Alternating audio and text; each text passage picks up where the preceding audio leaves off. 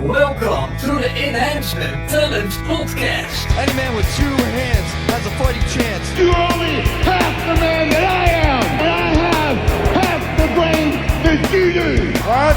You are a sniveling little suck-up sellout full of suffering succotash, son! What? I'm not ready for you. Give me a hell yeah.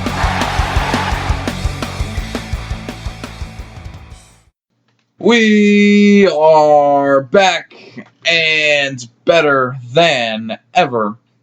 Welcome to the Enhancement Talent Podcast, wherever you may be and however you may be listening. We appreciate you stopping by. I am your host, Broc, and I'm joined by the incomparable Chris Kirby. Hey, I'm finally back. Yeah, Seems like you've done like 12 shows without me. it's amazing, isn't it? I know. I've actually started doing work. How dare you? Yeah, this will be the third podcast of the week. Well, if you want to call the other ones podcasts. I guess they essentially are. Yeah. And it won't be the last either because, we've got the two pay-per-view shows, Saturday and Sunday. I'm going to try to do stuff as soon as I can for those. Okay, I didn't know if we were going to do something Monday. Well, if you... Because I'm off. Yeah, I don't know. If you were going to do anything on Sunday, we could do the AEW review. Oh, yeah, I don't know yet on Sunday. Yeah, we'll see. Either way, there will be something. It just might not include Chris. It'd be alright, though. But today, we have previews, predictions for the two pay-per-views coming up this weekend. The AEW Fight for the Fallen show, as well as WWE Extreme Rules. And we're not going to preview the Evolve show that WWE put against AEW's. Oh. I'm not even sure if it has a card, but I'm going to try to watch it. I don't know if I'll do anything on it. I might look at it. I mean, just because it's going to be on the network, then that's... And if you think about it, it is kind of a big deal. Like, this is essentially an indie show that is being put on the WWE network. First time that's happened. Well, wasn't ECW an indie show at first? Before WWE bought it? Well, yeah, but And now it's on the network? it is now, but it wasn't, it didn't exist at the time. Gotcha. This is a live show. Oh, So that's what I'm saying. gotcha. All right. Maybe when WWE buys AEW, they'll put them in the archives. Maybe AEW will buy WWE. I'm just kidding. I'm not saying that will actually happen. I'm kidding, but I'm not really. I'd like to see the day that AEW would be able to buy WWE. It'd be funny. It would be ironic. It would. Especially if Vince is still alive for it. Yeah. Anyway, I guess we are going to start by going through the AEW show. We're going to do our predictions. There's, for full reference, neither of us watch the YouTube series they do, the Road to Fight for the Fallen, and the Being the Elite stuff and all that. Nope. So, everything here is more or less a guessing game. Guesses and opinions. That's all we got. Except for one match. And that's the Dustin and Cody versus the Young Bucks match. That's going to be a good one. Yeah. So, first one I have listed here, we have Jimmy Havoc, Darby Allin, Joey Janela in a 6-man tag against MJF, Sammy Guevara, and Shawn Spears. And this one is on the pre-show. The pre-show, which hopefully this pre-show is better than the last one. Yeah. But I'm going to have to go with Havoc and Crew. Havoc, Allen, and Joey Janela. Yeah. Just because the first match of the pay-per-view, even though it's pre-show, I think you're going to have the faces win. Maybe, yeah. There's I think there's 2 pre-show matches, but I don't know if I wrote down the other one. But either way, to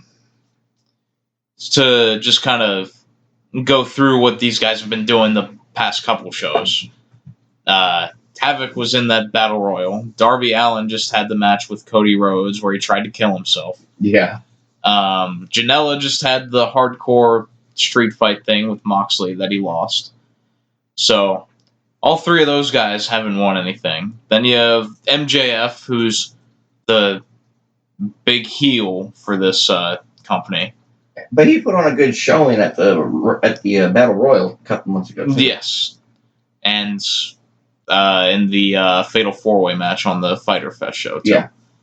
But he didn't... He stands out from the Battle Royal to me. Yeah. Didn't win either of them, but stood out. Yeah. And Sammy Guevara, who I don't think was on Fyter Fest, but I remember he was on, what is it called? Yeah, that one. Yeah, Double or Nothing. Okay. Maybe he had the match with Kip Sabian. I don't remember. But got me. The bigger point was Shawn Spears that they just did the angle with on the last show where he nailed Cody in the head with a steel chair. And so, for that reason, I'm going to go with the heels. And I think you got to make Shawn Spears look good in this match. Well, whether they win or not, I think he's got to stand out. And if he's going to be feuding with Cody. And that's the thing. Are they going to make it a feud going forward after this? Because that chair shot makes no sense if you're going to ignore it the next month. Yeah. I would assume they'll probably do a match at All Out. I don't know if Cody has a match yet. I would like to see the storyline keep going during this pay-per-view with Spears coming out at some point in their match. Yeah. Maybe not interfering, but just to mess with them. Yeah. Or vice versa. Cody could come out in this match. With a chair. Yeah. Even if he doesn't get involved, just the thought that he's there with a chair. Yeah. So, then I'm going to assume that this match is on the pre-show, but I didn't look. It's Sonny Kiss versus Peter Avalon with Leva Bates. Those are the librarians, in case you are curious. I'm going with the girl. The guy. Excuse me? The girl guy. Wow. Sonny Kiss. You just went full Jim Cornette. Now, yeah, I know. Now everyone is going to say that you're transphobic. No, I'm not. Not at all. Yeah, Sonny Kiss. I'm going to assume that Leva Bates costs Peter the match in the same sort of fashion that they did at the last show. I'm thinking either disqualification or something like that. All right, this is listed on Wikipedia as Britt Baker versus TBA. TBA. Yeah, TBA. Otherwise, tag team? Otherwise known as Vacants. He's had quite the career. He's awesome. He's like a 60-time world champion, 50-time Intercontinental champion. Yeah, I mean, it's awesome. He's won every title there is to win. And you gotta love his initials, TBA. Yeah. So. Well, being that you don't have an opponent, I'm gonna say her. Yeah, I'm thinking Britt Baker. Just because if they don't have an opponent listed by now, and we're, 2 days from it? Except now I don't see it on the Wikipedia page. It was earlier. Ooh. Did something change? I don't know. We'll leave it in, but I don't even see it on the card. I'm going to say Britt Baker in case she does wrestle. Yeah, I'm thinking Britt Baker, but... Maybe on the pre-show. I don't know if that's actually a match now or not, because it doesn't look like it's there anymore. Britt Baker versus Casper. We have SoCal Uncensored, Frankie Kazarian, and Christopher Daniels against the Lucha Bros, Pentagon Jr., and Rey Fenix. That's a tough one to choose. I like both of them. Well, SoCal, both of these teams actually have lost both of their matches that they've been in. Yeah, but they stand out. And then Daniels even lost a singles match on the Fyter Fest show, too. Yeah. But I'm going to say the last two shows, the Lucha Bros have lost to the Young Bucks both times. Yeah. So, and I think they want the Lucha Bros to be a standout team, so I'm going to go with them. I can see both. I'm going to join you, though. Lucha Bros. All right. We have Adam Page versus Kip Sabian. Page. Yeah, Page is winning. He has the title match on the All Out show. Next month, right? Yeah. In August at some point. Yeah. We have Kenny Omega versus Shima I'm sure Omega is winning this. Yeah, because I don't even know who Shima is. He was on the last show. I think he was the one that had the match with Daniels. Oh, okay. If I'm not mistaken. But just given the name, Ortega against a nobody. Or Omega. Yeah. Against I'm not going to say a nobody, but somebody who hasn't been built up yet. Hasn't been built up and didn't leave much of a memory in my mind. Yeah. I'm going to have to go with Omega. We have Brandy Rhodes versus Allie. This was set up like however long ago on the Double or Nothing show, I think. Can't wait till they get on TV so they can keep the storylines fresh. Yeah. I don't remember what it was. I think it was like Allie was on commentary. I don't remember. But given who it is, I'm going to have to go with Brandy Rhodes. I'm going to just go with Allie. Just to be different? Or is that what you think? I don't really see why. I mean, I guess she probably will, but I don't really see why Brandy needs to be winning that many matches, personally. Well, I see the same thing with Shane McMahon in WWE, but it happens. And because of her title, I could see it happening again. Yeah, we'll see. I hope I'm wrong, though. And I'm sure this will be the main event. We have Cody Rhodes and Dustin Rhodes versus the Young Bucks, Matt and Nick Jackson. Oh, yeah. That's going to be the main event. So this one's tough. It is. Because Cody and Dustin had the match at Double or Nothing, the best match on the card, in my opinion. Best match of the company so far. And they did the emotional thing afterwards. They agreed to team up. And, this might be Dustin's last match. It's very possible. It is possible. He's getting up there. He's what? Mid-50s? Yeah. But I hope it's not. Like, I hope they keep him going forward. And he's there. And not full-time. But, no. Like every other month or every few weeks, use them. Yeah. But then, and here's the deciding factor for me, then why I'm ultimately going to go with the Young Bucks. Oh. Because the focus on their early TV is supposed to be the tag team tournament that they're setting up, leading to the crowning of the first tag team champions. Yeah. So the Young Bucks are going to be a big part of that. Cody and Dustin probably won't be. No, but it's also 3 months away before TV starts. Yeah. That's really early to start something when nobody's going to be watching it. Yeah, you could go with the logic that you'd forget about it by then, but I don't know. It could go either way. I think they want to keep the Young Bucks in a strong position going into that match, so I will go with the Bucks. I can see it going either way for different reasons. But being that TV's still 3 months away, I've got to go with the Rhodes. Okay.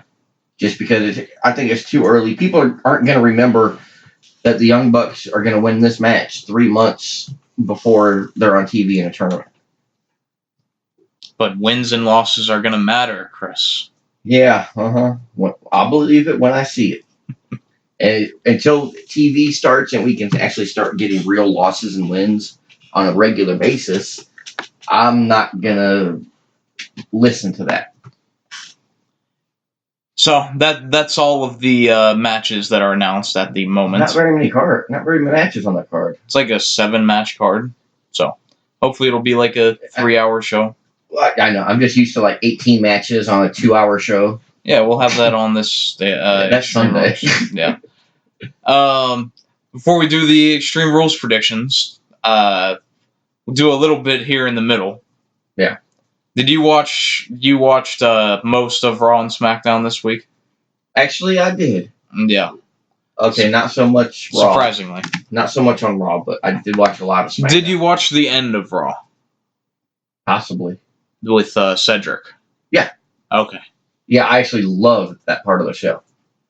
Did you? I knew it wasn't the janitor when he came out. Did you hear my rant on this? No, not yet. So. Why? What did you not like about it?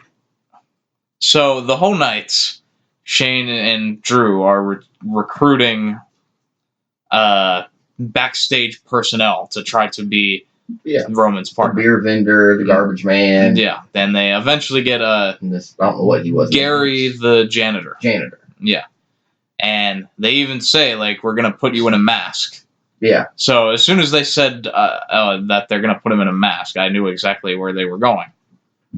So I didn't hear that part, that they were going to put him in a mask. Yeah, so we have a janitor coming out in a Sin Cara mask. Yeah.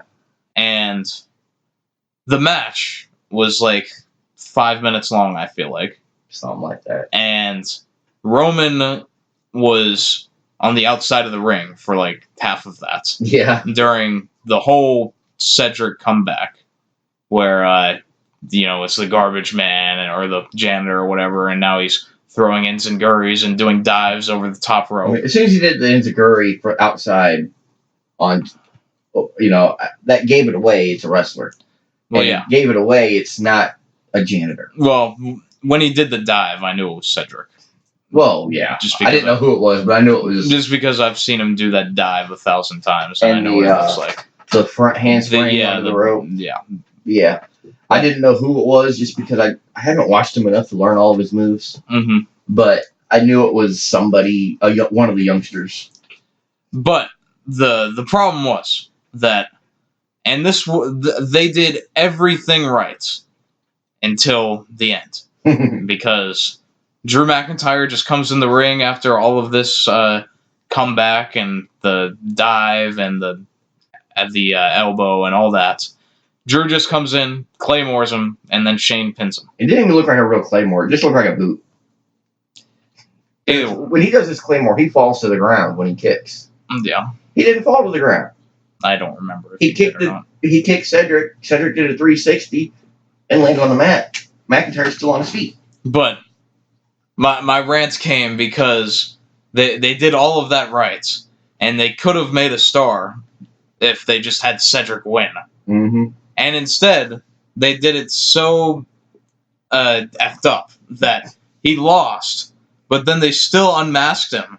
Yeah. And then he's still sitting there like, I got you. I got you guys. I mean, and him and Roman are in there like laughing, yucking it up. Like they just won. You lost. Exactly. I saw that. If they would have done that same thing, except Cedric pins Shane, then you have all of a sudden Cedric is a main eventer. And two moves could have set it up. When McIntyre came in for the Claymore, Cedric would duck. Roman Reigns would do the Superman punch from the outside when Drew ran against the ropes. Right. And he pinned Shane. Yes. So one duck and a Superman punch, and the match could have been different, and Cedric's career would have been different. Yeah. And instead, they just still made him look like a punk. Yeah. It made him look freaking ridiculous. Because especially when he was bleeding afterwards. My other point too was that he had the element of surprise on his hands. Yeah. And he still lost. Now they should have left the mask on. Right. Since he lost. If they were gonna have him lose, just leave it. Like, oh, that janitor, he was impressive. And then next week they can do some backstage interview with the janitor. Well, I lost. It happens. Something like that. Yeah. But to have show Cedric be like his stunt double. he just, like that. He just comes in for the in-ring stuff. Comes in for the ass beating. But Gary does all the promos. And I would have asked for half my money up front. The $5,000. You gonna say you're gonna give me $5,000 to stand in a corner? No, I want paid first. Yeah, I don't know if Gary got his money or. I mean, there's plenty of all this fake money you can buy online to use for stuff like this. That would have been perfect. Yeah. Just a stack of money. Here you go. Yeah. And they've even used real money in segments like that. When they do the raining from the ceiling stuff, they have in the past used real money in that. Yeah, they've used real, they've used fake, they've used some with JBL's head on it. Yeah, I was gonna say the JBL dollars. Yeah. Yeah, but Raw sucked at coming off the week before when it was actually good. That's true. It was good last week. What do you think of the Mike and Maria storyline? I really don't care. Are you curious who impregnated Maria? Nope. Because it was probably Vince McMahon. If this was 1999, it's very possible. And that was Trish Stratus or Mickey James or whoever had that angle with them. Or Stephanie McMahon.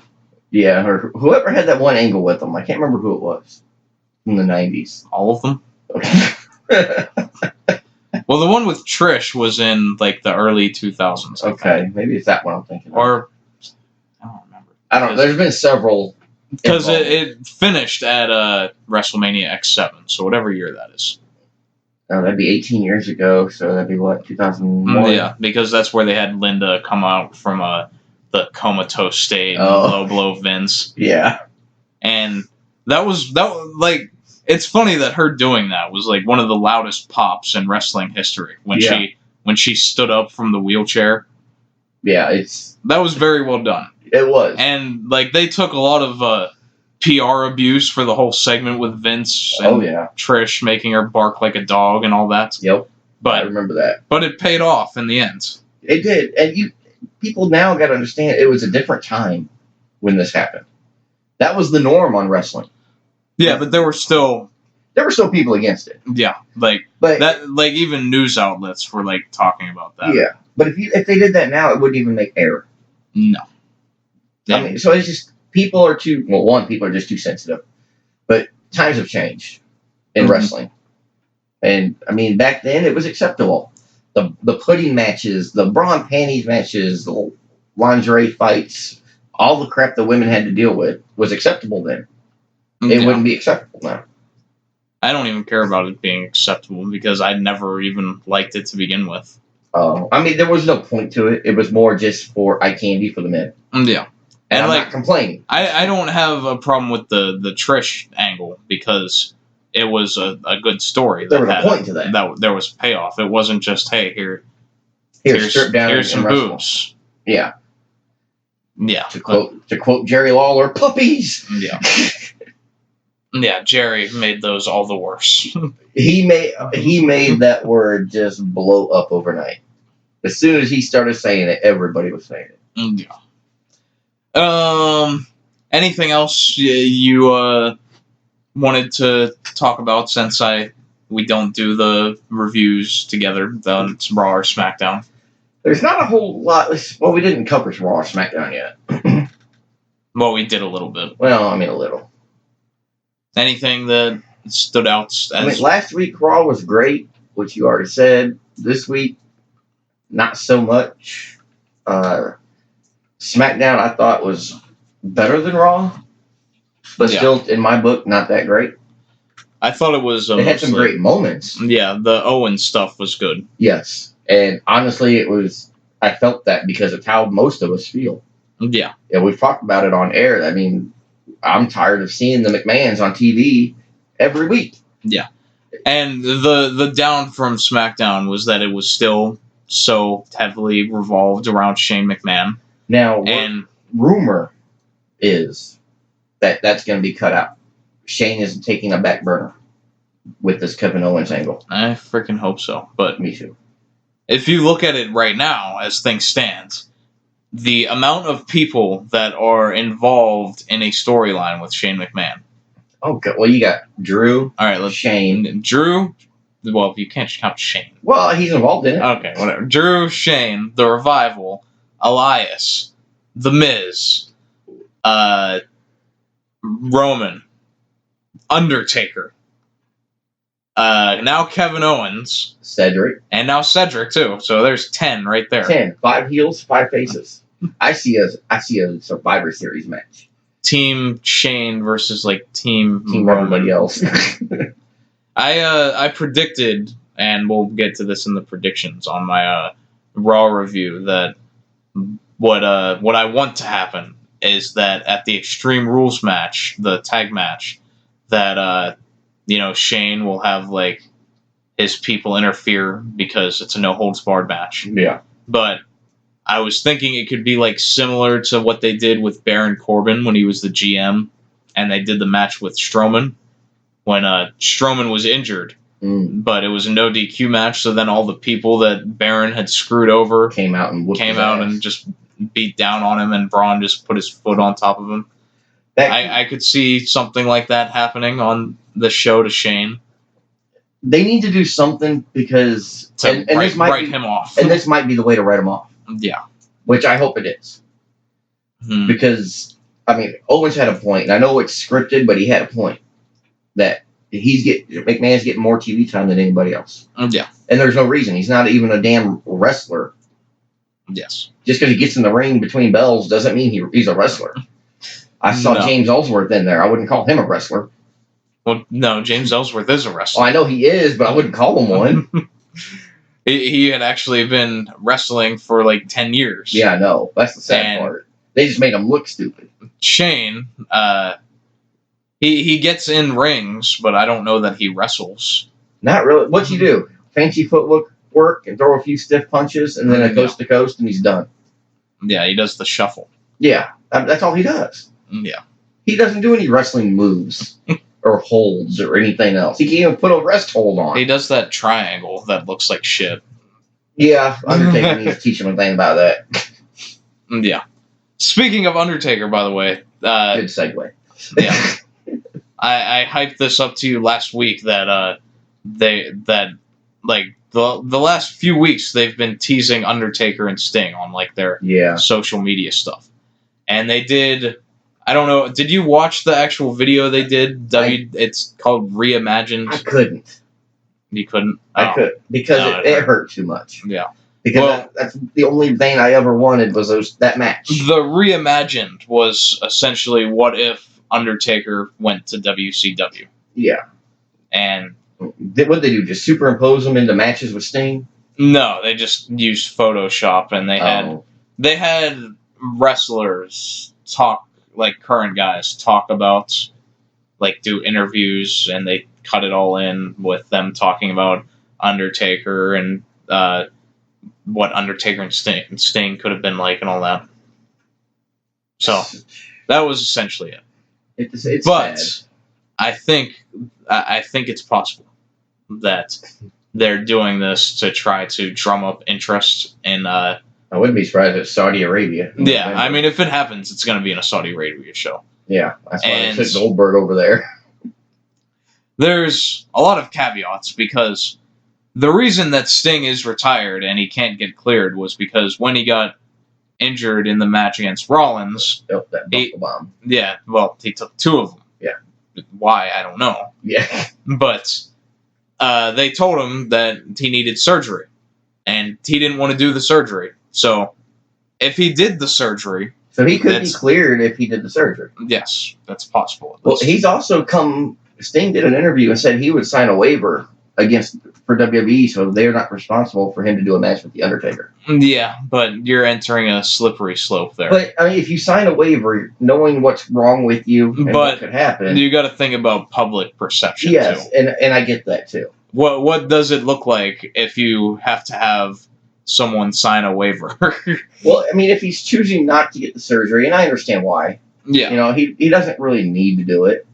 No. But if he really wanted this match without the surgery, I'm sure the legal department would find a way to get him there. But what I will say is, if Sting does not have that surgery and they still let him do this match, like, well, what does it say about what they did to Daniel Bryan in the 2.5 years that he couldn't do anything? Yeah. I'm sure he would have signed a waiver. But situations might be different, though. Yeah. And the only way that it will happen is if the Prince of Saudi Arabia decides that he wants to see it. So let's hope the Prince will listen to our little show. I mean, I don't really give a shit if it happens personally. I know you don't. I grew up with both of these two. Yeah. And it's the one match I've always wanted. It's the one match most people my age that were watching then wanted. Yeah.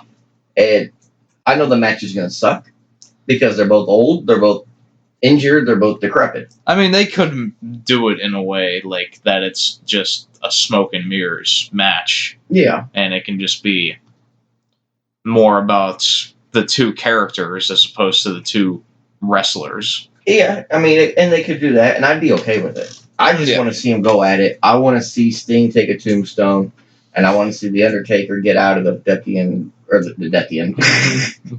The Scorpion Deathlock. Deathlock. Yeah, the Scorpion Deathlock. See, the reimagined should have been what if Undertaker went to TNA in like 2009 or something. Oh, God. Something that would never even think about happening. I mean, if they want to do reimagined, what if the Undertaker never came to WWE? Yeah. What if Sting came instead? Yeah. That's what I'd like to see. How would things be different? Right. Maybe not much, but the locker room looks at Taker as, I'm not going to say a god, but almost a god. Yeah. I mean, he's the head of the locker room pretty much. Yes. Unofficially. Not now because he's not there. Well, not now, but when he was regular. Throughout his whole time. Yeah. So, I mean, how would the locker room take it as Sting being there instead of Taker? Would Sting be the guy they go to? Yeah. Or would I don't somebody know. else? It just makes you wonder. Yeah. It's a completely different situation with that. Like Undertaker, like the thing with his career was that I don't think you can ever say at any point in his career that Undertaker was the top guy, or maybe even the second or third. He was always behind a Rock or a Hogan. He was definitely always in the 90s. He would have been behind Hogan and whoever else, and then going into the late 90s and 2000s, there was Austin, Broc, Triple H was probably even in front of him. Triple H started coming. Jericho at times. Michaels. Yeah, HBK. Yeah, but there were a lot of people. But who's a bigger draw than The Undertaker? Back then. Well, Austin and Rock both were. Because that's how I would see who's my number one guy. It's not who's always here, who wrestles the most. It's who gets the biggest reaction from the crowd every time. Yeah. And I don't think there's a time gone by that The Undertaker hasn't got a big reaction. No. Even when he's not there and his music just plays.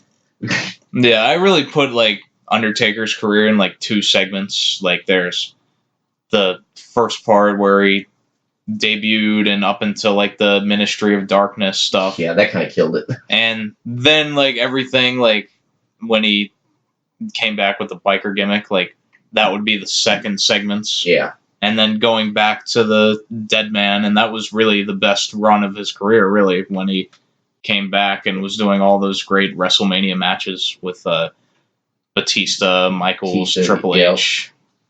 That whole, the back half of his career was probably, as far as match quality goes, his best. Match quality, yes. I will agree with that. His better matches were later on in his career.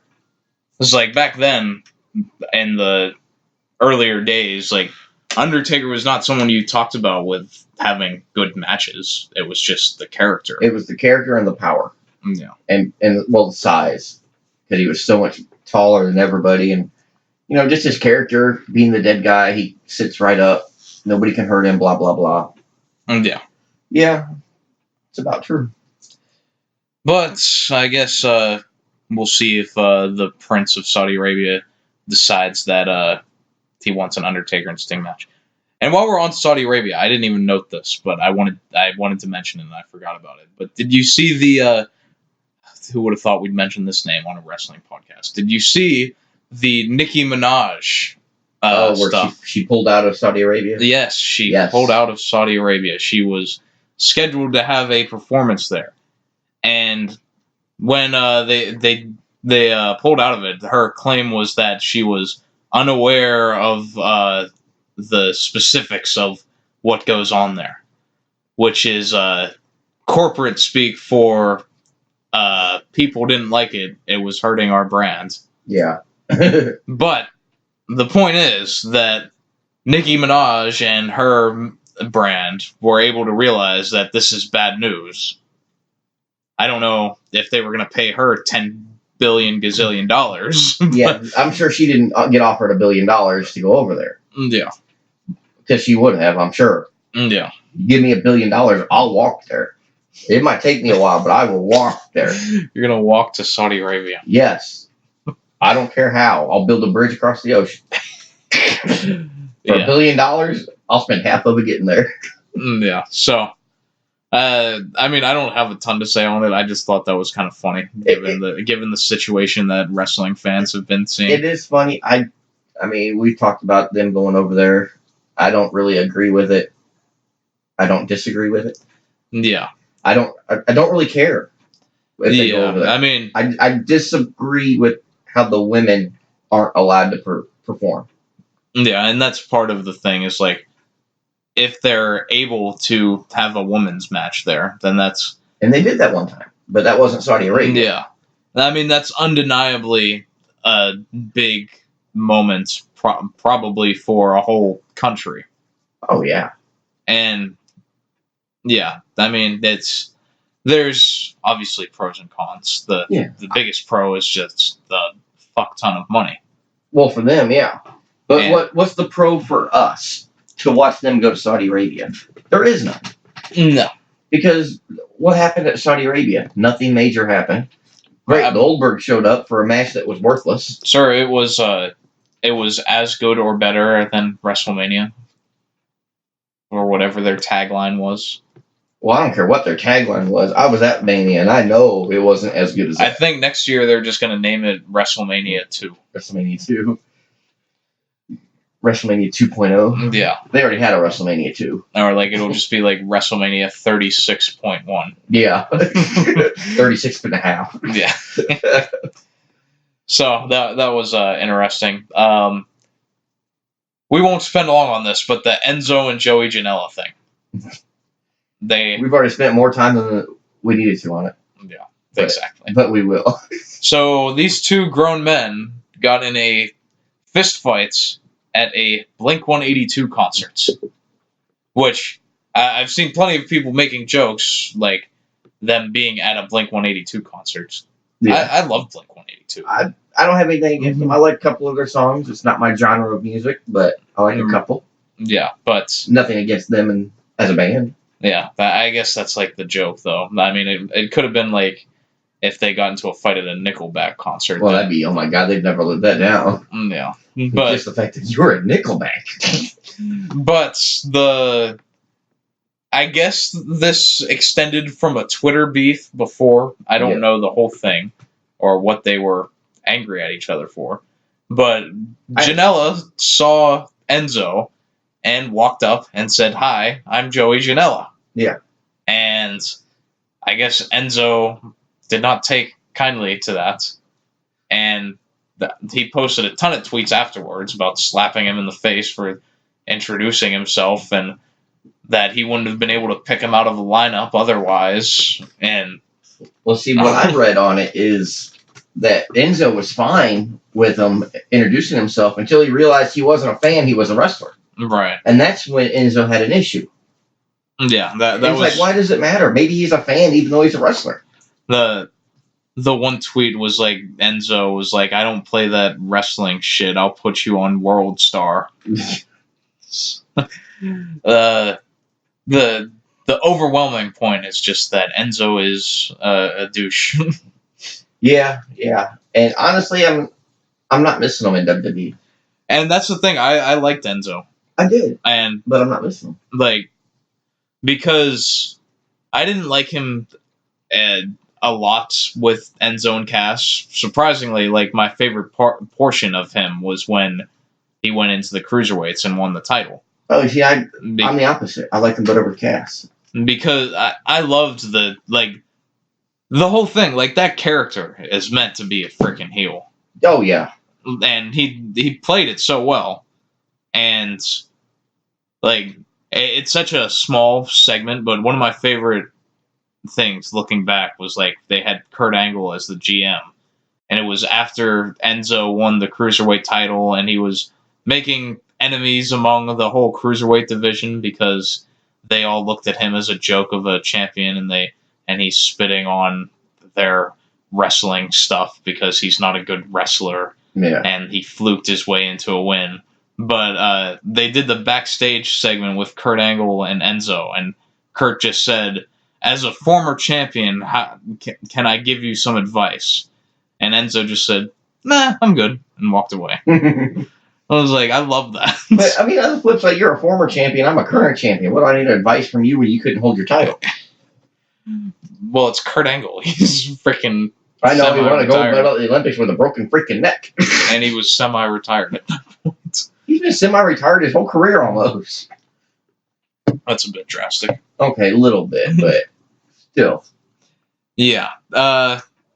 I don't have much else to talk about with the whole Janela thing. Honestly, I don't really care. The video that was put out was hilarious, though, just because they're like, Janela even described it himself as the worst fist fight ever. I just couldn't believe my eyes when I see that Sean Ross Sapp posts the Fightful article. Enzo Amore and Joey Janela have fist fight at Blink-182 concert. Maybe you should post the link to that video in the description of this. Yeah, I'll try to remember if to you do remember that. to. Yeah. All right. Do you have anything else you want to speak on before we do the ER predictions? That's Extreme Rules. Oh, the ER predictions. Yeah. We're predicting who's going to the ER. Oh. Or the Shane McMahon. The local medical Braun facility. Strowman, Bobby Lashley. Oh. Just predicting who's going to the ER. No, I don't have anything else. The only thing I did see, I saw the Kabuki Warriors were on TV this week. Yes, they were. And they're finally getting the title shot they were supposed to have last week. Well, they haven't set up a date yet. But see, when I read it, that they won in Japan, Yeah. when I read it, it said they were going to have it on Tuesday, which was last Tuesday. Yeah, maybe they did say that. And then then just didn't do it. Didn't. It wouldn't surprise me. It just never happened. Maybe they had a problem with their passports. I don't know. It's happened before. The segment they did was just so bad, though. Oh, and yeah. I think I figured out why, and this is like 2 months old now, but why Paige doesn't work as the manager of that team. And She is the manager of that team. no, she does. I'm saying why it doesn't work. Oh, like it doesn't work. Okay. Yeah, and it's not because she is not Japanese, which is what we were saying at first. That the whole thing just seems weird because they're together because they're Japanese, but then their whole unit isn't Japanese. Yeah.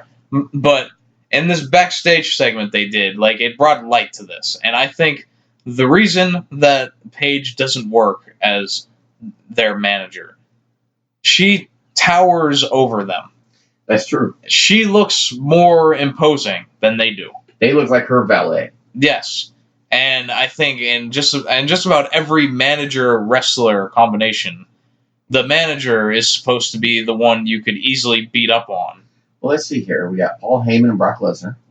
Mr. Fuji with Yokozuna and several others. And several others. Then his race assault. Jimmy Hart.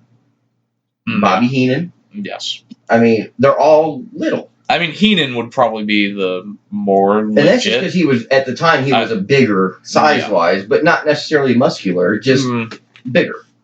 I don't want to say fat, but bigger. Yeah, so, and the thing is, Paige, obviously, she can't be physical. She can't do anything. She's not allowed. She can't take anything. Yeah, well, she gave something on this backstage segment. Which is another thing that annoyed me, too. Yeah, okay, we're going to get there then. And another thing is, they're a face team with a face manager. And I don't feel like face managers really work as well. No, because what's the point of them? Yeah, and the whole point is just so she can speak for them. Yeah. But I would just say you don't need to have them speak. They don't need to speak. Let their actions do the talking. Yeah. So there's that, and then why couldn't in this backstage segment, the whole thing, just to give context, was that they're the Kabuki Warriors are trying to get their title match, and Peyton Royce and Billie Kay come out, and they claim that Billie Kay has mad cow flu. Yeah. She's sick. She can't compete tonight. And Paige slaps Billie in the face. Instead of Asuka or Kairi slapping her in the face, who they are facing. Yeah. The one that slaps them in the face is one that they're literally not allowed to do anything to. Yeah, and it doesn't. There's no receipts to be given. No, and I thought that was a little stupid.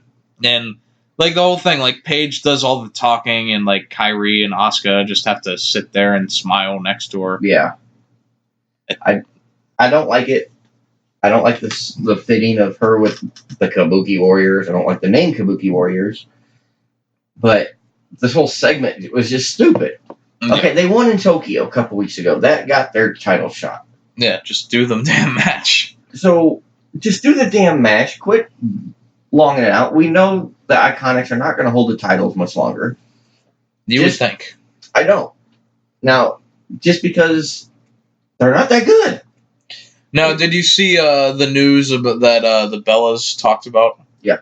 That's the reason that the Iconics won at WrestleMania was because they were set to have a program with Nikki and Brie. Yeah. Like, immediately after. Until she had to go and get that x-ray. Yeah, and then that's when Nikki found out the things with her neck and having a lesion on her brain. Yeah. So that ixnayed that. And so that explains a lot why the Iconics have done nothing but like squash matches. But they could have easily done a rematch with Sasha and Bayley and given the titles back. Not saying it would have done any better. More Sasha. But if she had the titles back, she might be around. Maybe. Maybe. I'm not saying for sure. But yeah. I mean, I don't. I'm honestly not missing her either. I do. Just because she was on the TV. I mean, they're. And it's just. I'm tired of seeing the same people when we got so many others. I don't feel like they're trying to push women's wrestlers anymore. They're not. I think they gave up pushing hard. And that is the Rousey effect. Like, they've somehow decided, like, oh, well, Ronda's there. No one cares about any of these other girls, so.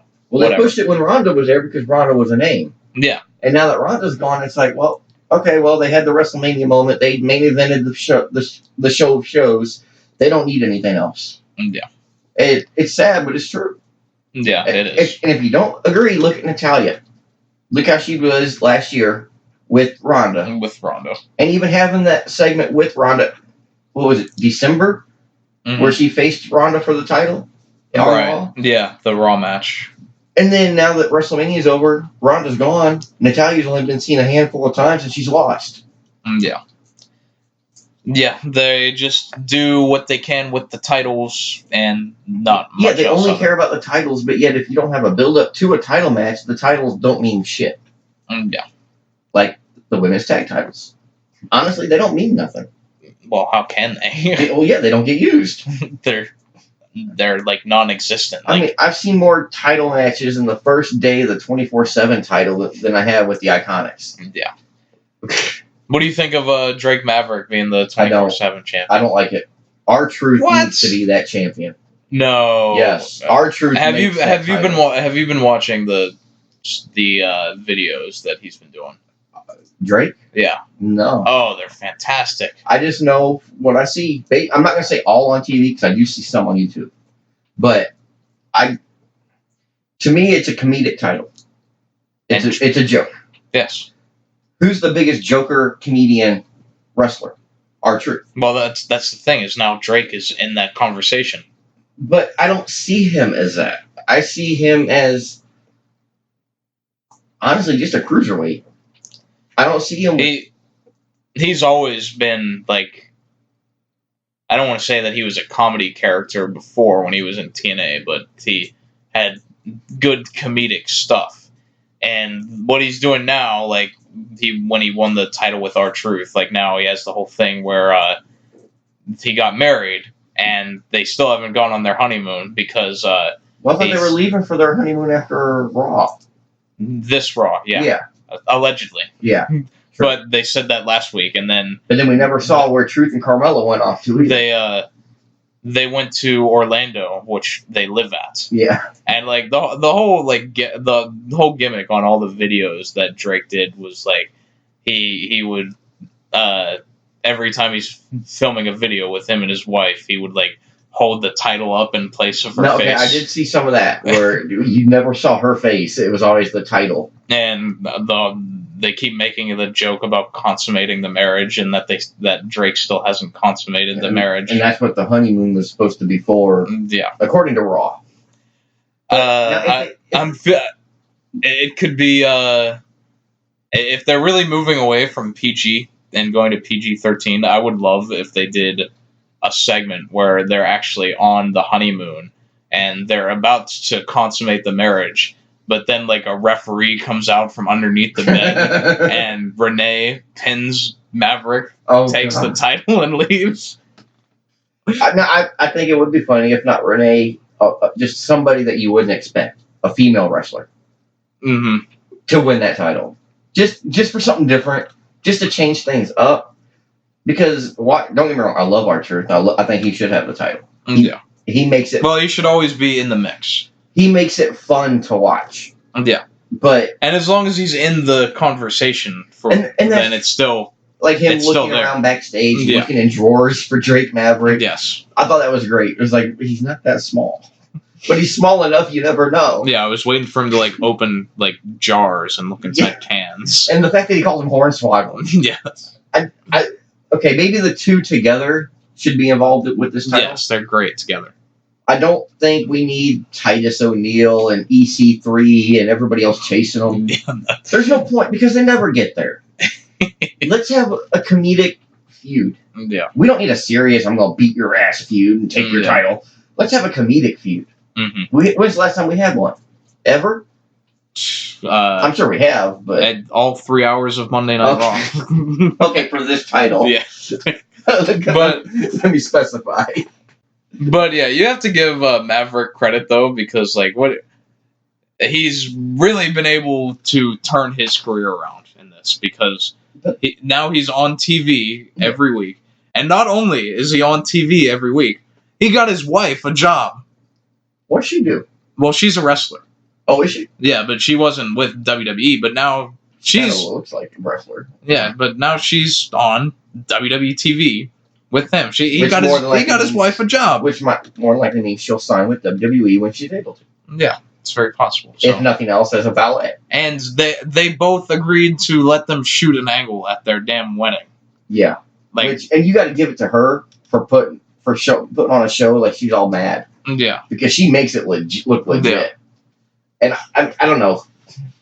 Maybe I'm just I want R-Truth to have it because it fits him perfect to be the 24/7 European TV title. I never thought we'd be arguing over who should be the 24/7 champion. What's come to this?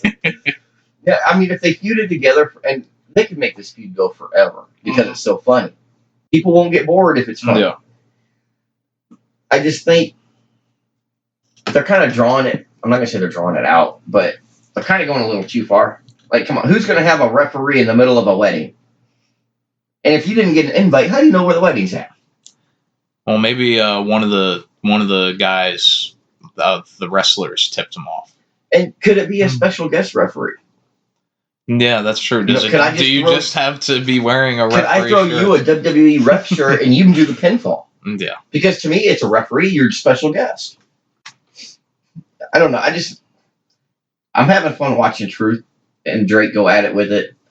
Yeah. I think I wish it was just more of them two, and none of this other people running around after them all the time. Well, that's the thing, is that it's just like you see all those guys for like a second when they just come in and go, oh, yeah, and then they're gone, and then that's it. Yeah, which I mean, I get that, it's fun, and especially watching Truth hide or grab Carmelo on his back and run. Yeah. Or the ref. Yeah, that was a good one. I did like that one. I still like to know where they took off. Yeah, they never paid it off. No, which I found weird. Carmelo jumps on his back and they take off the opposite directions of everybody else. Well, the last thing that they played on Raw was where he puts the ref on his back and they run. Well, this was on SmackDown. Was it SmackDown? No, it was the ref. I don't think. Where he grabbed the ref and took off. That was the last we saw of it. Yeah, there was nothing else. It was like, well, where'd they go? Yeah. Truth of all people would know where to go. He's an 8-time champion. He knows how to hold that title away from people. I just can't wait until he gets to number 17 and he claims he beat Ric Flair's record. That would be funny, though. Just for the fact that he could say it. Yeah. And the fact that it'd be all the same title, not different brands, different titles. One other thing before we get to the Extreme Rules show, because... Oh, yeah, we still got that to do. Yeah, we haven't talked about this before, and I wanted to get your opinion on how terrible the Becky Lynch and Seth Rollins pairing is. Have you seen much of it and the terrible promos they do together and all of that? Yeah, what she said. Yes. And that was weird, too. They had Graves act like he had like some important questions to ask them. And then he just said the same shit that everyone else had been saying. But it brings up a point. Is it going to affect their matches? Obviously not, because it's not scripted to. Or it will, because it is scripted to. Gee, thanks, Chris. What? That was such insightful analysis. I'm trying to cover my bases here. I like them as a mixed tag. If they were like in the mixed tag tournament, I think it'd be awesome. Yeah, something that's not on like. I don't like this elimination mixed tag that they had. Oh yeah, that was pointless. They should have just done 2 singles matches. Yes, because that's all it ended up being. Yes, that's true. Unless they're going to allow the men to hit the women like they did with Nia Jax at that one show. Well, the thing with the Extreme Rules match is that it's no disqualifications. Well, yeah, but that still doesn't take away from the fact that they're not supposed to hit women. Women are supposed to fight women. Men are supposed to fight men. But it's no disqualification. I get that. so I can't. It does not have to make sense. I can't be disqualified for hitting her. No, but just I'm guessing the way it looked public view, it just doesn't look right hitting a woman. Yeah, that's why the shit with Nia Jax got so much. I'm not gonna say beef about it, but coverage. I'm curious though because the main event of the Impact show, Slammiversary, their biggest show of the year, was Tessa Blanchard versus Sami Callihan, I believe. I wish Tessa would have made it to WWE. It was an intergender match. Yeah. The main event of their biggest show. And that's awesome. But they don't have the sponsors and people that WWE has to keep happy. Yes. If you don't have to worry about making Snickers and M&Ms happy, then you can do what you want. Yeah. But you have to make sure they're happy, so you have to do what you have to do to make sure that happens. No matter what the product looks like, they have to be happy. You are completely right. And we're seeing it. Because they're only worried about their sponsors and their TV, that they don't care what the product looks like. No. As we see every week. It seems at least that Vince has realized that there needs to be some sort of change. I did read with the hiring of Heyman and Bischoff. I did read where he's coming to the conclusion or coming to terms with the fact that the show needs to move on and be upgraded. Yeah. And it really does. It really does. Yeah, and Bischoff and Heyman's roles are supposed to quote-unquote officially start like after Extreme Rules. Yeah, now Heyman's already taken effect to some extent. Some. Which we saw last week. Yeah, that's the difference with Heyman is that he's worked in like some capacities with creative going into now. Like he worked a lot with Rousey for her segments and did other things. So it was an easier transition, but Bischoff hasn't been involved and probably doesn't. I question how much he knows about the product today. Really? You question Eric Bischoff and his knowledge of the product? Today. Like, it's the same product as it was 20 years ago. But I'm saying, like, does he watch Raw and SmackDown every week? Oh. Well, I mean, in his situation, he probably has to. Because now he does. But I'm saying, like, that's why the transition could take more time for him. Or maybe he's just not as edgy as Heyman is. I don't know. Yeah, we'll see. I'm not completely sold on Bischoff altogether, but if he's if it's not on TV and he's supposed to be behind the scenes only, then I don't think it'll really matter as long as we can see the effects. The biggest difference is just that it is different. Yeah. So that's all I can really ask for. And if you notice, the wild card rule is going away. Well, it hasn't. No, it's going away. It's supposed to. Yeah. I mean, they haven't done anything. Like, the thing I saw was that they're thinking about doing another draft after SummerSlam, which, I mean, if you're gonna do this right, then I guess you kind of have to, because I don't even know who's where. That's the time to do it, though. You don't do it after WrestleMania. You do it in SummerSlam, so you can build all these fresh feuds going into WrestleMania and Royal Rumble. Yeah. I wouldn't be against it. I wish they would do it like they did before with the lottery, where it just randomly showed a person, and that's where they went. They didn't sit on stage and pick who got what. I would like, and I feel like it contradicts that. I don't want Heyman and Bischoff to be like an on-screen thing. No. But not unless Heyman's in on screen for Brock Lesnar. If they just did like one show, like the draft, and they did it as like an actual, and this is going out there, but what if they did a quote unquote shoot draft?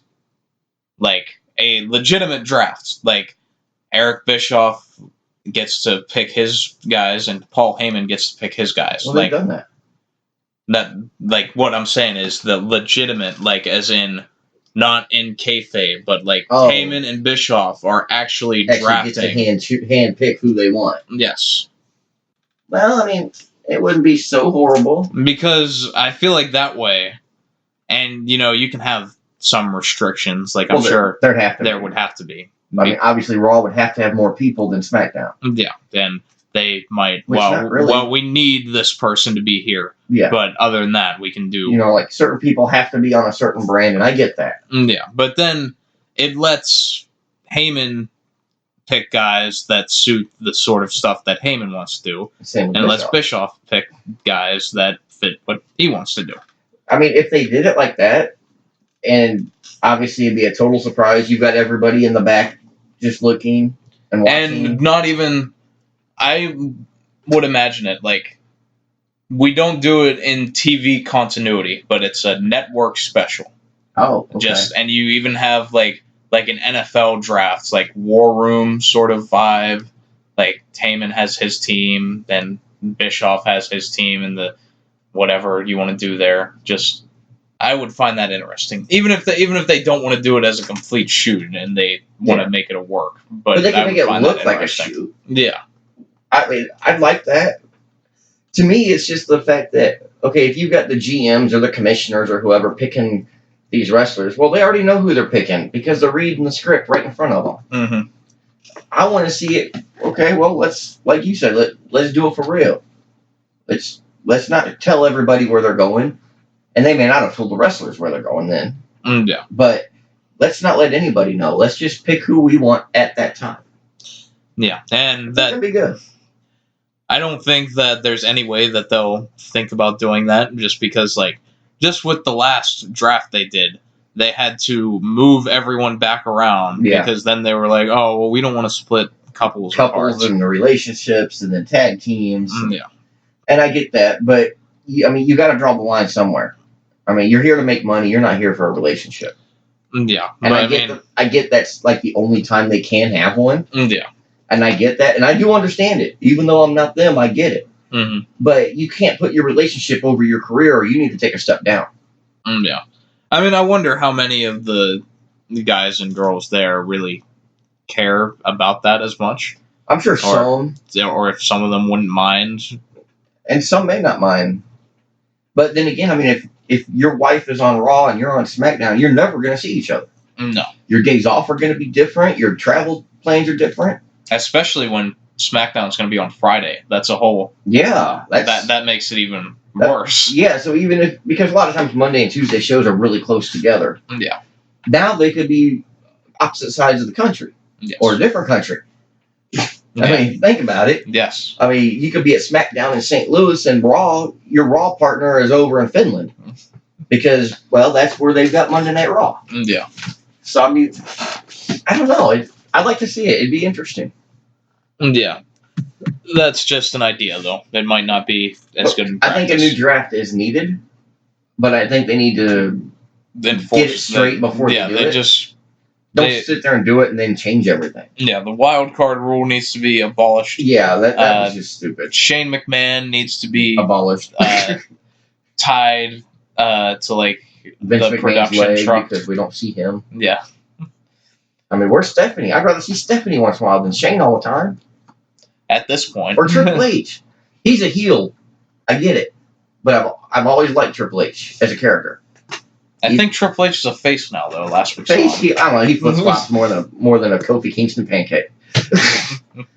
But I'd like to see somebody besides Shane on TV. We don't need a McMahon on TV. No. That's what I would like, is just to have no authority figure at all. Well, that's what the GM was for. But it didn't matter because they always had commissioners. Mm. What happened in the old days where, like, Mick Foley was the general manager? He made the calls. What he said goes. I think the way that it's done in NXT is perfect. Like, William Regal's the GM or the commissioner or whatever, but you hardly see him. You see him every once in a while when there needs to be an announcement or whatever.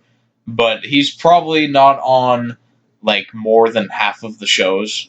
Yeah, he probably just stays in the gorilla doing his job. Yeah. He's not out there trying to get on camera because his last name is McMahon and he can be. That's how it should be. You're in charge. You don't need to be seen. You just need to do your job. Yeah. All right, let's do some Extreme Rules. Oh shit! Yeah, I forgot. Let's do this. Yeah. Going through the card, we have the Revival versus the Usos for the Raw Tag Team titles. Well, given that as of today, I read on Rumor Roundup that the Revival still may be unhappy and may be leaving. Yeah. I'm going to have to go with Usos because I think if that's true, then they're going to make the Revival drop the titles. Eventually. And why wait if they're going to leave? Yeah. So why not put it on a team that's locked in for years? Yeah. That makes like the Usos better. I'm going to just stick with the Revival. Think so? Yeah, why not? Or are you just being different? I mean, I don't know. I'm going to pick the Revival. Well, sometimes we have a reason. I'm 50-50 on it. Okay. Like, I get your points, but I think that they might just do it later. I mean, yeah, they could. They could do it at SummerSlam at a bigger show. Get my notes. It would be nice if this pay-per-view was Extreme Rules like it used to be. Where, the majority of the matches were Extreme Rules. That was another thing. There's, because what's the point of one Extreme Rules match? There's one last man standing match. Yeah. There's some triple threat match, and of course. Then there's a handicap match. And they're all probably going to be 2 out of 3 falls. Well, no, it's pay-per-view. They don't have to worry about the commercials. But okay. Then the Roman and Taker tag match is a no-holds-barred match. Which is the same thing as no DQ. I mean, it's the same thing. Well, here's the funny thing, is that that match is officially called No Holds Barred, and then the Seth and Becky against Baron and Lacey is an Extreme Rules match. Yeah, what's the difference? Explain that. Well, what holds would be barred in a regular match? Holds or moves? Holds, because that's holds, what it says. None that I can think of. That's what it says. Moves, no yeah, holds. But holds, I can't think of any banned holds. I guess you could say a choke, but then Samoa Joe's finisher is a choke. Yeah. Well, his finisher's a sleeper. I mean, really. But it looks like a choke. Well, it looks like it, but it's a sleeper hold. Yes. I mean, that's like saying Hulk Hogan's leg drop should be outlawed because his leg's too big. His pythons. That should be finished with the clothesline from hell. Yeah. Yeah, but other than that, there's no gimmick matches. No, not really. The only real gimmick match is the last man standing match. Maybe we'll see Bray Wyatt come out. Yeah, We've seen his puppets. I was thinking about that, and I guess where he could show up is in the Seth match. They could take it back to the old days. He could come back and screw Eric Rowan. Back to the Wyatt family. Just abduct Rowan, but or abduct him. That'd be kind of funny. It needs to be different, though. We can't just go back to Rowan and Harper. No, I'm just saying that he could come back and interfere in their match and make them lose. Yeah, if they wanted to. The Braun Strowman versus Bobby Lashley last man standing. I will say that this the program with Lashley and Strowman took a complete 180 after they did the whole thing with the going through the screen and all that, because I'm actually excited for this match. I am. Now, I understand why they went through the set, and that's because they're redesigning it. That's what supposedly. I read. Yeah, that's but what, yet it was the same this week. That's what WrestleVotes reported. Was it WrestleVotes? Yeah. Okay. But I am excited to see it, just to see what happens. Obviously, I know nobody got real hurt. Yeah. I know that. Bumps and bruises, of course. Mm-hmm. But, nobody got shocked or electrocuted or anything. It's funny, though, that, the weeks before that, they were having arm wrestling contests and tug of wars, and they had the match at a Super Saudi Showdown, which was nothing. But now I'm actually interested in seeing this match. Who do you have, Braun or Lashley? I hate to say it, I'm going with Lashley.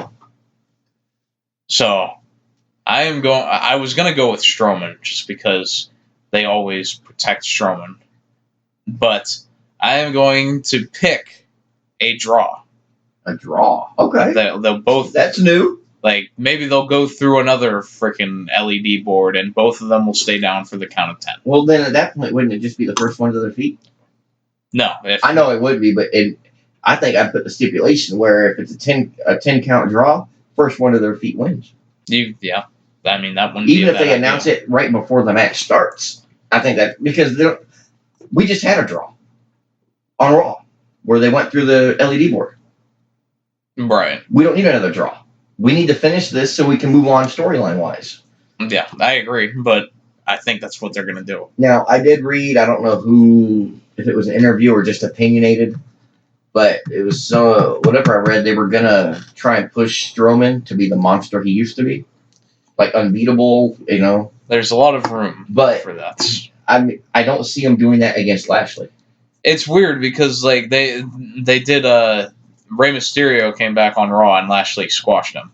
Yeah, that was a stupid match. Which I didn't like for Mysterio, but I actually did like how dominant it made Lashley look, especially just coming back from what happened last week and just dominating. But Mysterio did the same thing he did at Mania. A quick 1 minute match. Yeah. I'm sure it went more. It's not the best use of Mysterio, especially but just coming back after a 6-week injury. It accomplished what they wanted it to, and Lashley looked good, which they could just be doing to make it more impressive when Braun wins. And that could be too, or maybe they're going to make Lashley win. He's going to be the monster among men. Yeah, the new monster. Because they've got to do something with Strowman. He's too big of a guy not to use as a monster. Yeah. You're hurting his rep for no reason. So next, this is an interesting one. We have Ricochet versus AJ Styles for the United States title. 2 weeks ago, AJ Styles turned heel and reunited with Gallows and Anderson, who now are re-signed. Yes. And well, are they technically re-signed? Yes, they're for sure. They're 100% 5-year deals. Okay.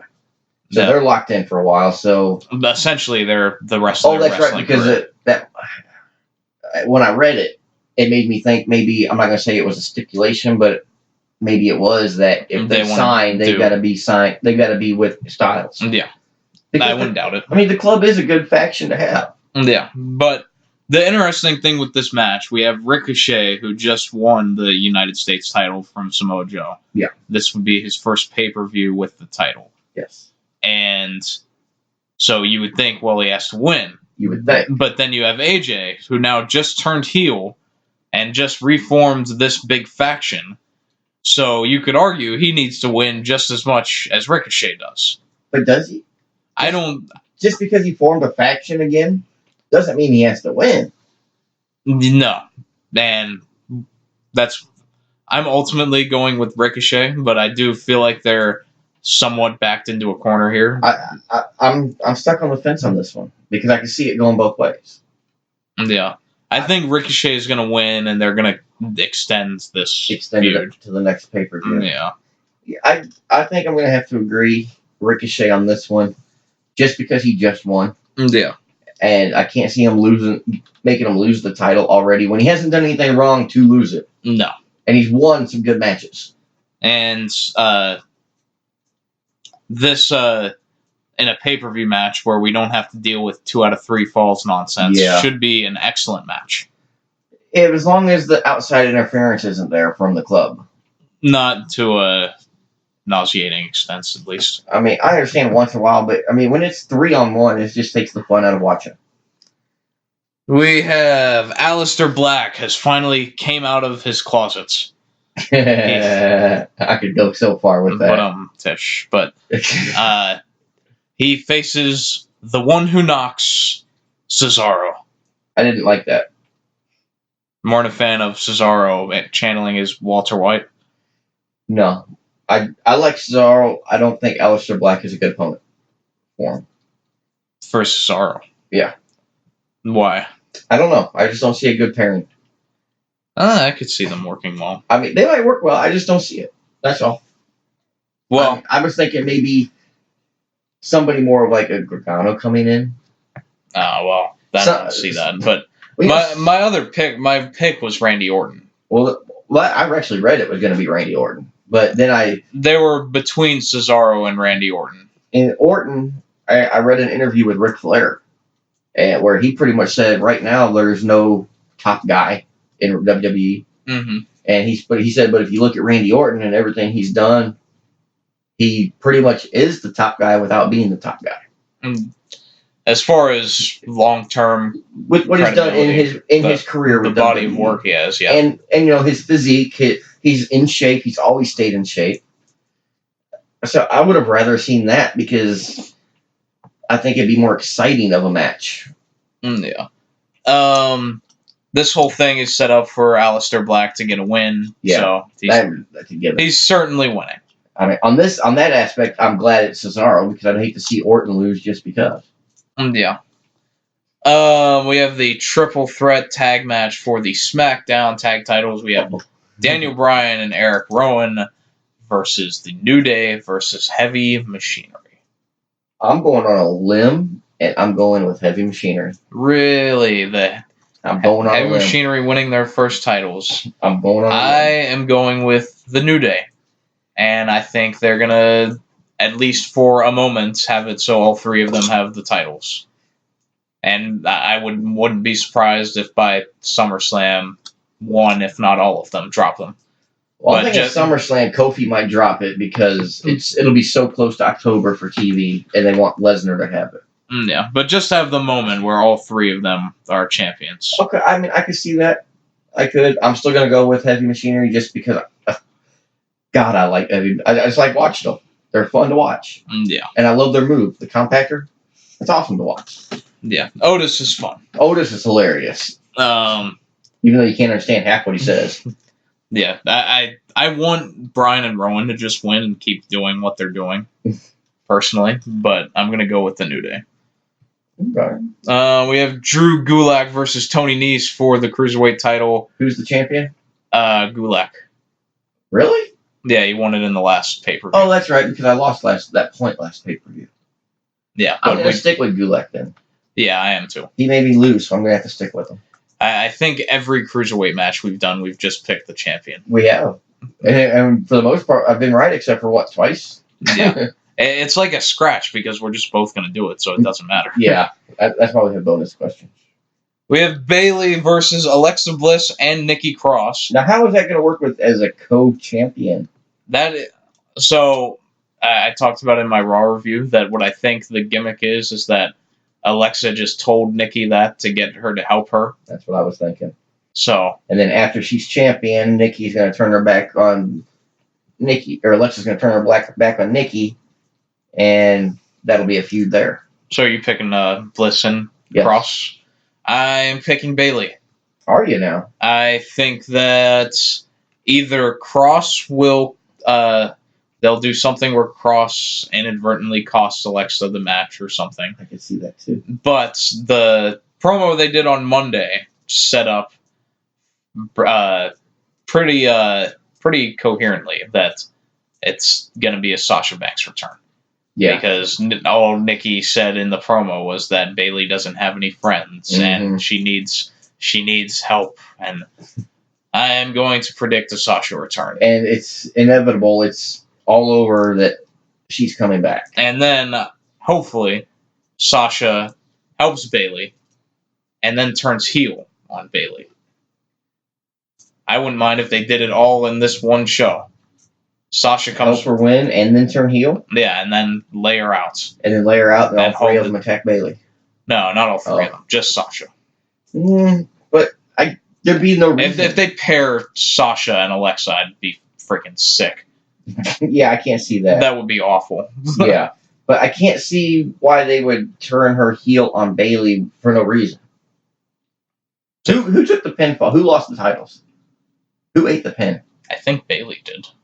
Because if Bayley ate the pin, that would be how I would bring Sasha back, is to get retribution for losing the titles. Yeah.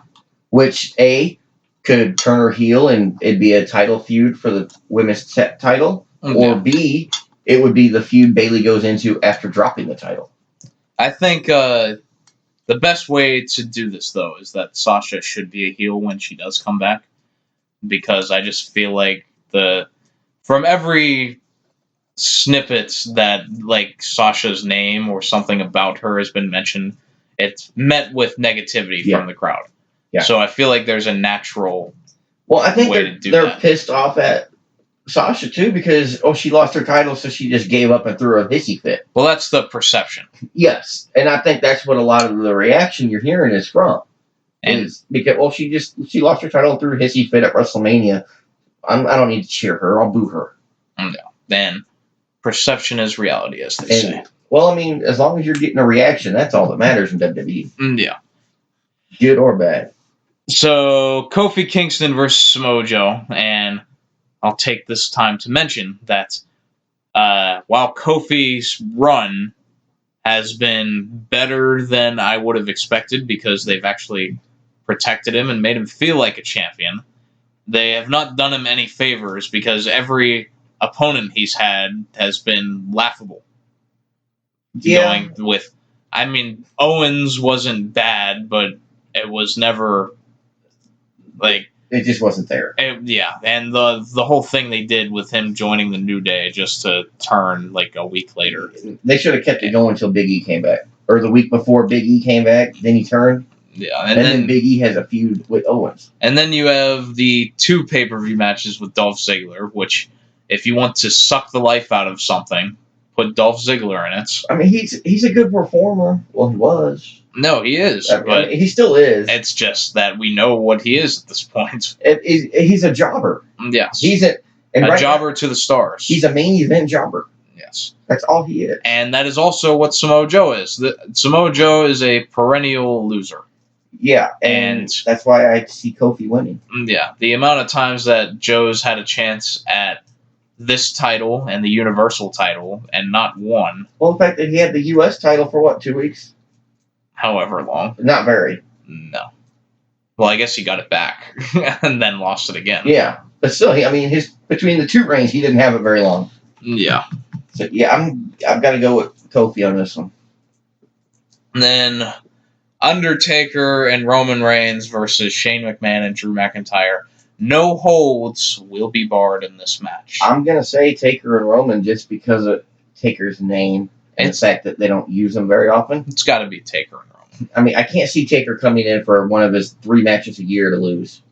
Yeah, and I've heard rumblings that they want to do a Taker versus McIntyre at SummerSlam. So if they do They're really that, trying to get their most out of Taker, aren't they? Yeah, if they do that, then maybe Drew could get a pin over Taker.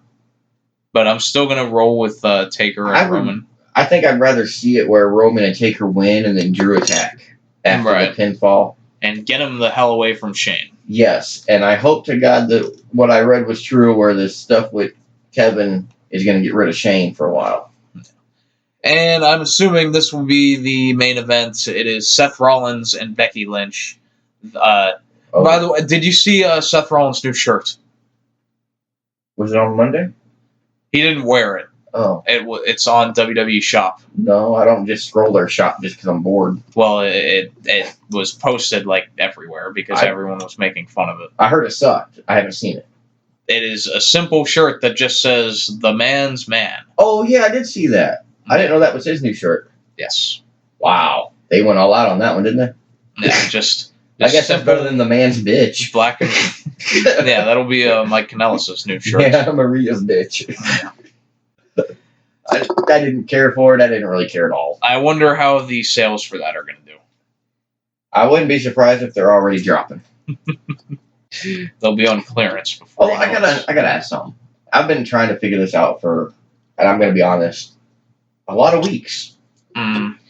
When Seth comes out and you look at the Titantron and the entranceway, it says NSFW.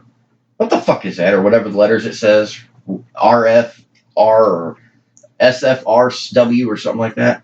I don't know. I always thought it was Seth freaking Rollins, but I didn't know what the other one was. Do you know for sure what the letters are? I'll look it up, damn it. Because if it's NSFW, that stands for... No, that's not safe for work. Yeah. No, but it's what it made me remind me of because of the way it's... I remember I saw that not long ago and thought that same thing, but I don't remember. Let's see if I can find it real quick while we're talking here. Well, we'll predict a winner, but yeah. I'm going to go with Rollins and Becky on yeah, that. Rollins will win here, and that will be the last title shot for Baron Corbin or Lacey Evans by the stipulation. And honestly, it needs to be. And another thing is that the report is that Vince is very high on Lacey Evans, and well, that's just because she's a 6 foot blonde. And early in the year, they said that they want to make the 3 top people in the women's division: Becky, Charlotte, and Lacey. What are they gonna do? Dye Becky's hair blonde? But what I don't get is if you actually want Lacey to be a big star, this will be the 3rd time she has lost to Becky Lynch. Yeah. So if you really wanted to make her a star, you could have not put her right into the main title and actually built her up.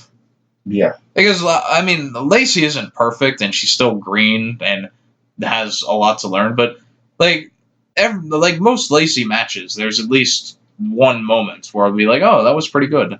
Yeah. And she does good stuff. And she plays that character as well as anyone could play that character.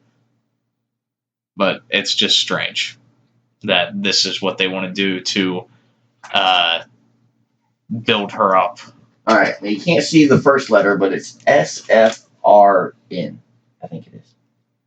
I think that's an N. Yeah. It's like a compass. Yeah. But it's not north, south, east, west.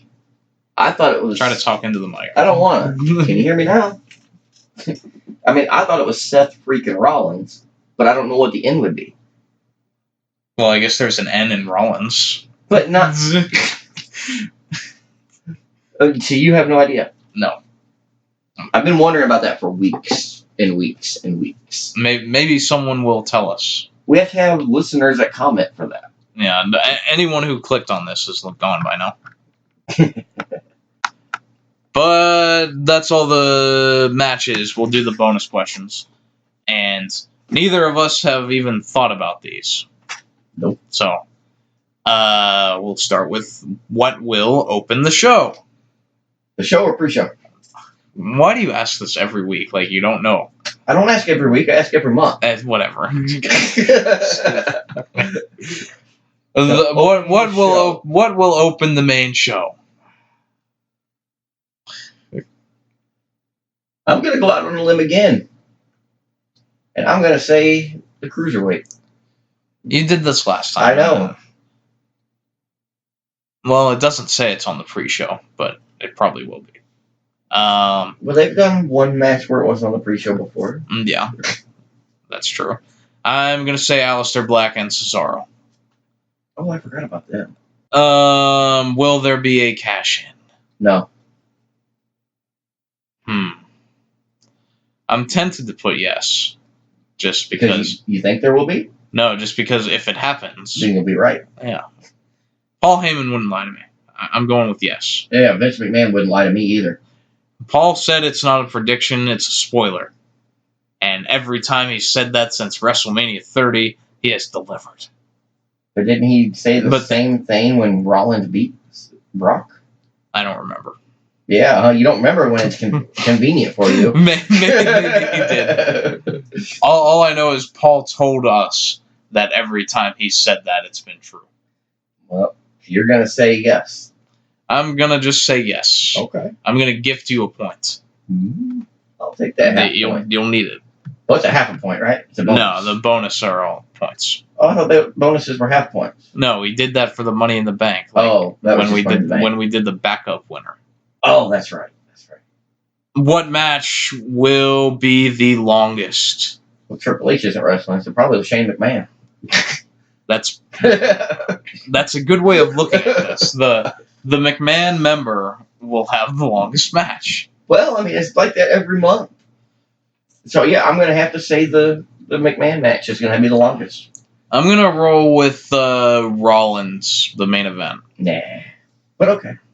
It's your point to lose. I think it's very possible that it's be right. Possible, but not plausible. What match will be the shortest? Is Rey Mysterio wrestling? And he is not. Okay, then let me see. It's hard to pick a shortest. It is. I'm going to say the Bayley handicap match. Yeah, that's what I was thinking. Let's see. Although I was impressed with Nikki Cross beating the clock by 3 minutes. Yeah, the 4-minute time limit. But she won in a minute. I don't really see any other match besides maybe the Revival and Usos that could be short. But if that's for a title, you don't think it'd be the shortest? Yeah. Well, the Bayley match is for a title. It's just for one of those stupid women's titles. Yeah, but it's for the title WWE don't care about. Yeah. Well, I don't know. Is there a women's tag title match yet? No. Why don't they do that at fucking Extreme Rules with the Kabuki Warriors?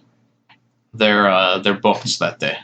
There's room on the pre-show. There's not enough time. They have a whole 5-hour pay-per-view, but there's not enough time. Well, it didn't stop them at WrestleMania. Are you going with the handicap match?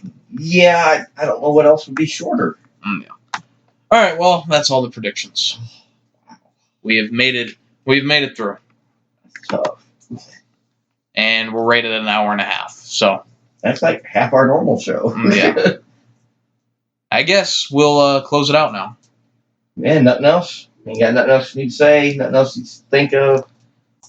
I'll close with the news that I'm now writing for Wrestle Talk's website. There you go. So that's awesome. I'll put that into the podcast universe. Hell yeah. And support Wrestle Talk. Can you put our blog? Can you support our show on your writing? Probably not. They probably wouldn't like that. Or can you talk to them like, hey, can you check this out? I'd like to get noticed. We need more than 12 subscribers. We have 35 subscribers. I know. Last time I looked, it was 29. And the SmackDown review did 400 views. So nice. We're growing. We are growing, but I'm still thinking it's the time, how long they are. Because the ones you've done have only been 40, 50 minutes per show compared to 2.5 hours when we do it together. And we divide them up and do both shows together. Yeah. Maybe we should have done that. I think, just done AEW, then stopped it, and then restarted with WWE. Yeah, but I'll post both of them individually on YouTube, too. Oh, okay. So that way we hit all of what we I think that's what you should start doing. Yeah. YouTube is the way to go.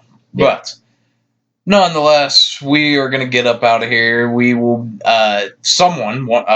either me or me and Chris will be back here on Sunday to do the Extreme Rules review. Yeah, I mean, if we can't do it Sunday, we could do it Monday and cover both of them. Yeah. I mean, I don't know if you really want to do one that late on a Sunday, considering that the show don't get over until, 11, 12? Yeah. I mean, it'd be too late to do it for us to do it here. No, I'm thinking if you did Sunday to review the AEW show. Oh, to review AEW, got it. Okay. Well, I was trying to figure out Sunday. Why would I do a show on Sunday's pay-per-view on Sunday? No. It'd be kind of late. Know what I'm thinking. Oh, okay. Well, I don't know. We'll just see how it goes. All right. But until then, if not, we'll be back Monday. Yeah, and we can cover talk about the other show, and if I'm not with you on Sunday, I can put my 2 cents in. But until then, until next week, we will this week. I know, but I've got to say next week. Sunday's a new week. Okay, We will that's true. wrestle you later.